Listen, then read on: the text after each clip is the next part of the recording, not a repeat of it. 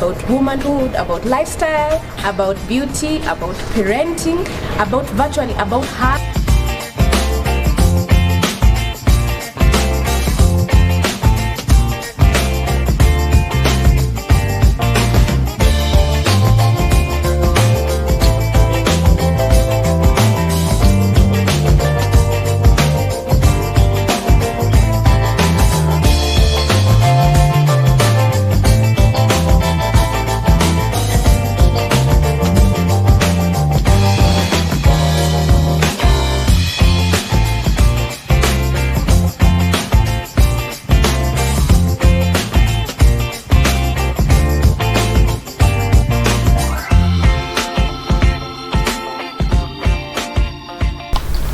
Hello, welcome back to V Mode. So V is a family lifestyle vlog where we talk about lots of things like what happens with the family, parenting, hacks, lots of DIYs, and I have lots of DIYs lined up for you. So karibu sana. So anyway, today I wanted to tell you the story of how I got conned. And this was probably in the year 2004, 2005, about 15 years ago. So to my defense, I was young and naive. So anyway, we had just finished our campus. I remember I was just in my house doing my laundry, and it was just a normal chilled day. And those days were really hard because we were just trying to survive. Like, would get just a little money from our parents to survive in the big city, as we were looking for something to do, whether it was going to be jobs or businesses or whatever it is that you got to do. So anyway, so I'm just chilling. And then my good friend calls me and says, "Hi Vicky." So I'm like, "Hi Vicky." She's also called Vicky, by the way. So she goes ahead and tells me, "Sasa, imagine to make a job." I'm like, "Oh my god, job, congratulations." Ati hapana, sio mimi nimege job, tumege job mimi na wewe. I'm like, "Hey, tumege job aje mimi na wewe," given that we had not applied for any position together. So it was like, oh, okay. Anyway, she goes ahead and tells me she was in the cyber. I don't know if you guys know about cybers.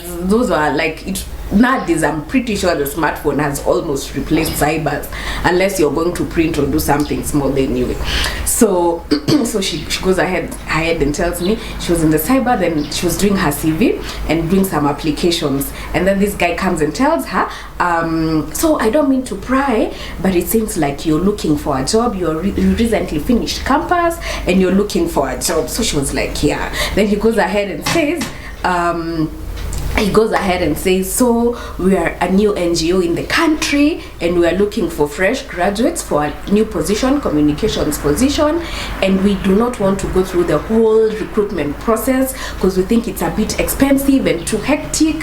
So I've been mandated with looking for people to do the job, and I feel like you'll be perfect. Like, I feel like your CV is perfect. Of course, there'll be a bit of an interview, but I feel like you're perfect for the position. And then he goes ahead and tells her, and if you have someone else that recently finished with you and is looking for a job, I think it will be good because we are looking for 2 people. So it's at this point that my friend calls me and we are like, oh my god, thank heavens, we are so glad we got this job. We are so thrilled. We praised and praised. Not that it's wrong to praise, by the way. It's good to always praise my Lord. So anyway, so they set up a meeting. Vicky and this person set up a meeting for us. So we were going to meet the following day. But now before we met, he called my friend and told my friend we'll both be required to give 2K each. And those days, my friend, 2K was lots of money. For us guys, 2K is money that we were going to survive on for the whole month, probably, or even more. Sorry, I have a bit of a cold. So anyway, so we were there. We thought, okay, at first we thought we have to look for this 2K because it's definitely going to be a good job. He said it was going to be 100K job. My god, me, I bought a Mercedes in my head. I was living in Runda in my head because those days, man, they hearing 100K was like too much for us. Anyway, So we got the money and we went to meet him. We met him at that place, Pizza in Nando's, that place where people usually meet. So we met there and we went in, and he actually bought for us pizza. So we're like, you know, in the beginning we were a bit like, do you think if he's asking for money he's not for real? So we were a bit like skeptical, but then we were thinking, no, it seems so real. So when we got there, we were like, when he got the pizza, we were like, I don't think you can be conning people and buying them pizza. Boy, one too wrong. Anyway, so we had a pizza and we had a discussion, and dude was knowledgeable. He knew stuff that we'd never heard of. Of course, we were very naive, so maybe probably it was even made up stuff, but he seemed to know. I think conning is such an art that they have mastered. They know how to manipulate the situation so well.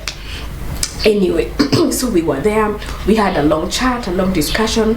Then after a few minutes, not after a few minutes, after maybe like an hour, we met at about 6. This is around 8. At around 8. So at around 8, he goes, we are left. I realized that we're on the table, my friend and I only, so he's gone a bit. So I'm like, oh, okay, so where is this? So then my friend says, Ebu, give me your phone a bit. I call so that I can call him. I'm like, why is you call him using your phone? And then she tells me his phone ran out of charge, so I gave him my phone.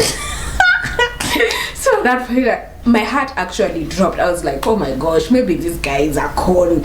Could he be a con? Anyway, so he goes, he left. So she called him and he picked and said, I'm just around the corner, I've gone to see someone regarding the same job. So he's busy. So the whole time we were there, he kept answering, and we kept calling him and he kept answering. And dude, the guy is psycho, because he continued answering our calls till 11 p.m. At 11 p.m. we were still in town. Then we decided to leave. Then as we were leaving, the dude calls. Now he's calling from my friend's phone to my phone and says, why are you guys leaving? I am here. Don't leave, I'm here. We need to finish that discussion. You know how important this job is. You have to come back. So we go back. Then we chill. Dude doesn't come back. That's a psychotic dude. He does not come back.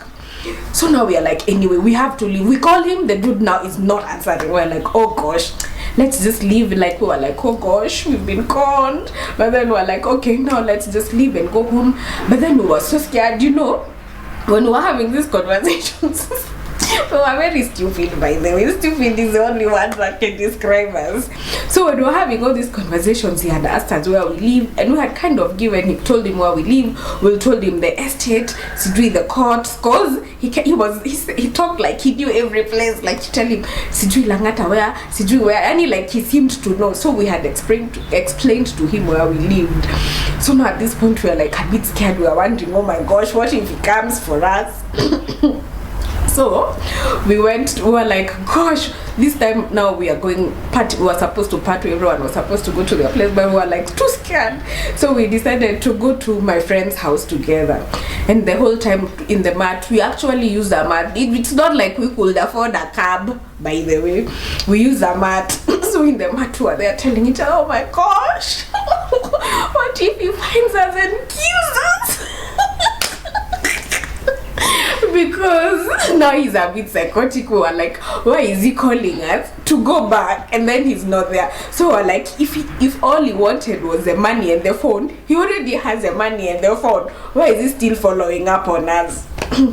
Anyway, so we go to my friend's house and we are just sad that at 1 a.m. dude calls and says, why did you guys leave? You're supposed to stay there. You guys don't just get how important this job is. You need to understand that even when you get the job, you'll be working after hours. There's a lot that you guys are supposed to be doing. Then he goes ahead and tells us, so tomorrow morning, I want you guys to meet me at Java at 7 a.m. And if you're late, it will be so bad, because even my bosses will not take you seriously, and I'll be there with my boss. It will be an interview, and the reason why we're interviewing in town is because our premises in Westlands are still being set up. So right now we'll just interview in the cafe. So we are like, sawa. Serious, we woke up early the following day, 5 a.m. By 7 a.m. we were in Java waiting for the guy to come. Sure, we were getting the jobs. Anyway, so we got there, we ordered the cheapest thing on the menu because clearly there was like, even that was stretching it, we didn't have money. So we tried calling him. This time now around he wasn't answering. He was actually mteja on both my friend's number and on his number. We tried calling, we stayed and stayed there. We stayed till around 9. Can you imagine? We stayed from 7 to around 9:30 waiting for the guy. Then of course he didn't show up. So we figured maybe what we can do is, because he told us the building in Westlands where they were supposed to be, is look for the building on the directories. Those were days of telephone booths. So we went to a telephone booth, we looked for that building in Westlands, and then we called the building, and then we asked them if there's such a company there. And then they said there's definitely not such a company there, and that it's something that they had received calls before, that it's something that had been happening, and they confirmed that that was definitely a con game. We were so sad. We were so sad. We went to we've lost money, we've lost my friend's phone. And my friend's phone, let me tell you, my friend had the best phone around. Her phone was a 10k phone. It wasn't a smartphone. Those days there were no smartphones for us anyway, but it was a really good phone. It had what were they calling it? You know, the way it would ring with a, what were they calling it? It would ring nicely while ours were doing doo-doo-doo, doo-doo-doo. As was able to do a nice ringtone. Anyway, so he conned at that. So we were so sad. So we went to my, so now we walked to my friends at Nation Center. We walked just from Java to Nation Center, and we were sad. We were so sad. So we got there, and this is just how sad we were. When we walked there, she was like, oh my gosh, I hope you guys are fine. Mkopoa, I hope hamjaripiwa, because those days there were plenty of rampant cases of girls being raped. So I think it's the first thing that came to her mind. We were like, no, hatujaripiwa, tumekoniwa. And then she was, of course she was relieved. She was like, afadhali kukoniwa ni sawa, mtaget zingine. But then we were so sad and so broke. So she gave us, I think, 100 shillings each for fare. So everyone went back home, and then now it was the time for the dreaded phone calls to the parents. Achi mom, the money you gave me is all lost. So of course you have to explain the story of what happened. Anyway, those were hard times. Anyway, story to learn: you can easily get conned. Do not pay for a job. The job is supposed to pay you. Like, what sense does it make for you to pay first? Like, if they need you to give them money, then they should employ you and then deduct from you at the end of the month. So it doesn't make any sense. So be very careful. Do not get conned. Okay, and have a very good one. Doo-doo.